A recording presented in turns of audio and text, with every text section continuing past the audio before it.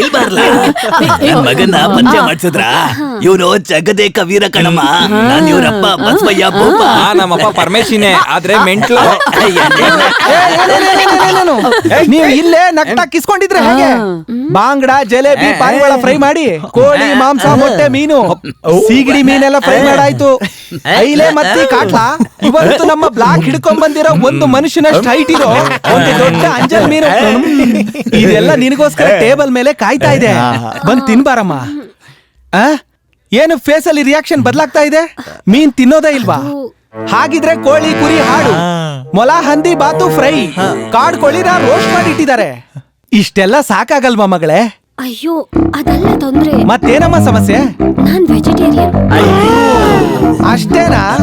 ನೀವೇನು ನಾಚಿಕೆ ಪಟ್ಕೋಬೇಡಿ. ಇಲ್ಲಿರೋ ಹುಡುಗಿರು ಚೆನ್ನಾಗಿ ರುಬ್ತಾರೆ, ಆದ್ರೆ 6 ಗಂಟೆ ಆದ್ಮೇಲೆ ದೀಪ ಹಚ್ಚಿದ್ರೆ ಏನು ಮಾಡೋದಿಲ್ಲ. ಅಯ್ಯೋ ಅದಲ್ಲಪ್ಪ, ಮತ್ತಿನ್ನೇನು? ತರಕಾರಿ ಮಾತ್ರ ತಿನ್ನೋದಂತ ಹೇಳಿದ್ರು. ಹಾಗಿದ್ಮೇಲೆ ಮಾರ್ಕೆಟ್ ಹೋಗಿ ಎಲ್ಲಾ ತರಕಾರಿನೂ ತಂದ್ಬಿಡೋ ಬ್ಲಾಕು.